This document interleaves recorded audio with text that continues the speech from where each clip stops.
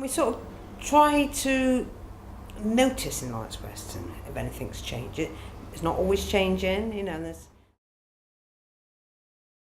I think it's because in the past we were, using your terminology, we were for the forgotten area. Yeah. Now, with the group sitting around here and the forums we got, we're beginning to push, fight and ask questions, and slowly but surely we are achieving things and we are getting there. I'd like to say it twice as fast. Little things that have changed that probably the average person out in the road wouldn't even think, oh well, that's changed. Right. You know, but we know here that we've changed it. That people are beginning to stand up or sit up and take notice of the place they live in. Through the big local programme, we've got a high focus on fuel poverty for our residents. So we're trying to explore ways on how to address fuel poverty and obviously cleaner energy. So we formed an energy group. We invested in a young chap to do some energy programme for us, some energy work. We only invested £2,000 in him, I think that's 2 years ago.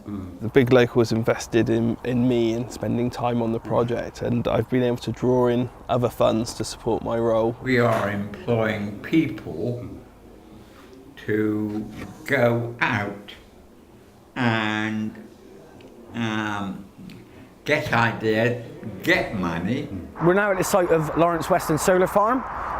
This is a community-owned solar farm owned by Bristol Energy Cooperative. We partnered with Bristol Energy Cooperative to realise the solar farm with support through the planning process.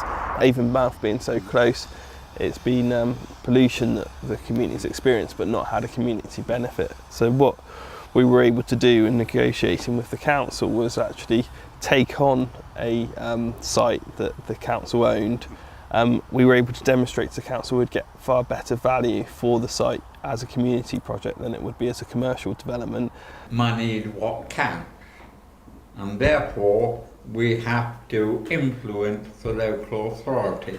As a result of that, Ambition Lawrence Weston now benefits from a community fund, from energy and monies generated from the solar farm itself. And at the time now, when you look at it, that is bringing in £25,000 a year into Lawrence Weston. So a good investment, you know, and we still employ the chap. We've been very fortunate as a group because the way we work, they can talk together. We've not wasted a penny. In fact, we once got told off by the lottery for not spending too much. We've got a wind turbine being built. We've got our own solar fields down the bottom of the lane. We've got our cheese programme. It's a cheese project, and it's basically Cold Home's energy efficiency survey experts. And what it is Fleur have brought out a camera that goes on the back of the iPhone, and we're actually firmly imaging the streets of Lawrence Weston, and we've got our own app. It's a thermal imaging device, but the real benefit really comes when you actually do an internal survey. And for the surveys, it was a pilot, so we only did a small number of surveys, but in each case we found that householders took up measures to make their homes more energy efficient. So we're going to be training more people this year to become cheese surveyors. We had a huge level of support, so we're over 20 people who have suggested they want to volunteer for the project, so we'll be drawing on that support later this year as we develop the cheese project further and also develop new projects like the wind project we're currently working on. We looked at how we might be able to use some interns that were paid a living wage to be involved in those projects, help deliver those projects, getting the experience of those projects. I found out about the internship from Lawrence Weston Community Farm. It seemed like a good opportunity to learn some new things and to be involved with another community organisation. I quite like to work in that sector.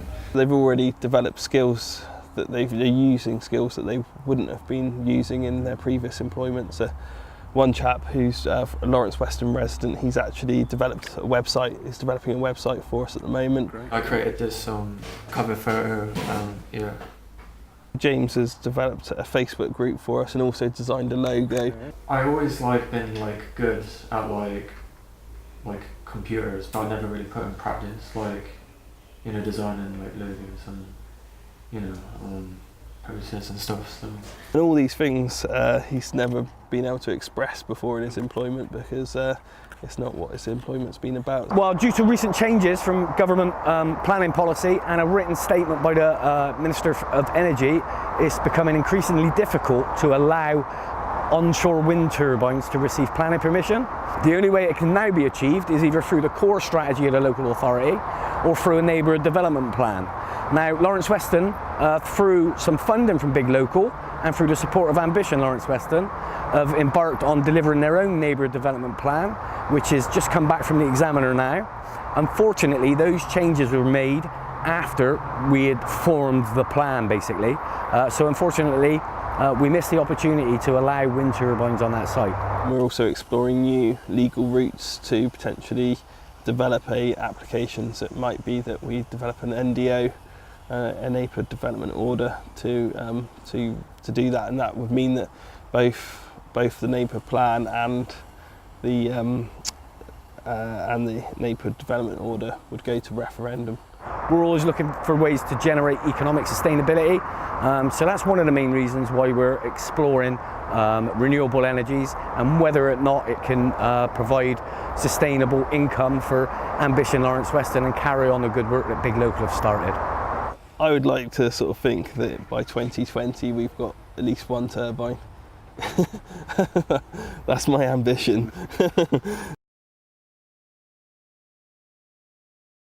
I think the most difficult thing is to encourage more residents on the estate to come forward and say their piece. Sometimes it's awkward for people because they're working and we meet on a dinner hour. Then we get the reason that people can't come on evening because they got kids and this sort of thing. So it's quite difficult. I'd like to see a lot more people come here and explore it. We've got the wetlands down the other side there. We've got the community farm down there. We've got Kings Weston House. Well, I went to school at Kings Weston House in 48, and the woods behind us. Within the Big Local plan, there's a big aspiration coming from the residents to have a shop front on the main rank of shops, which we are now in Ridingleys, again to promote that engagement with the local residents and just to be more accessible. It's a community shop we wanted when we started. The idea for the shop came from another project that was funded by the Big Local fund, and that was an arts project. We never had the capacity to run it. There wasn't enough of us. So Oasis Hub stepped forward and said that they would support that group of residents and others, and they would manage the shop. And there's about 8 volunteers in total, and they all obviously take it in turns to man the shop and create the arts and crafts. When it opened, people in Lawrence Weston wouldn't go in it. They thought it was too posh. They stood outside. Yeah. Can we come in? They weren't used to it. I think there's 3 similar shops in Bristol. We're in talks now with them to try and join forces. Residents from Lawrence Weston produce their arts and crafts materials for sale in this shop, but they also share them with the other shops dotted around Bristol. Hopefully and eventually we're going to have people from Blaze Walk, which is, as we say, the independent living centre there, coming down teaching people to knit and do crochet. We're also in talks with Bristol Museum, and they're keen to accept some of the stock that gets produced by our local residents and sold through their outlets across the city region as well. 2 old women come in.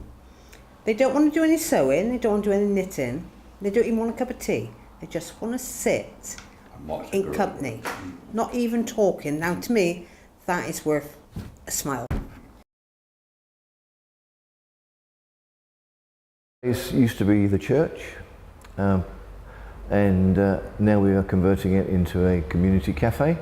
We thought for a long time that although the hall gets used a lot, food bank, other organisations, the sanctuary doesn't get used at all apart from a couple of hours on Sunday.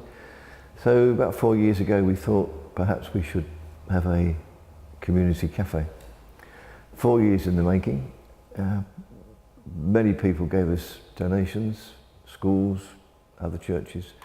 The Big Local gave us a contribution, local council did from their neighbourhood fund, and we got together about £10,000, which we've used to put the kitchen in, to completely revamp the way you come in and the vestibule, and what used to be one of the nastiest toilets in Bristol is now a toilet we're quite proud of. We've designed it essentially as a community cafe space, and our intention, our plan is that organisations won't just use it to come and have a cup of coffee, but they'll actually come and use the space for their own social events. If it wasn't for the significant donation we got from being local, then probably we would still be waiting to try and raise the money to get it built, and so we're very grateful for that. I would like to think that it develops as a garden community.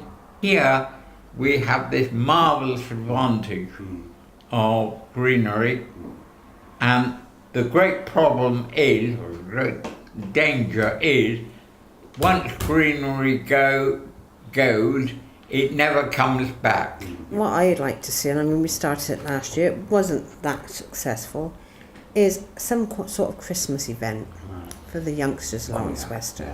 I would like to think that we've left a legacy here in Lawrence Weston for those children to enjoy or help. We didn't leave it, but help them leave it and make the place better for them.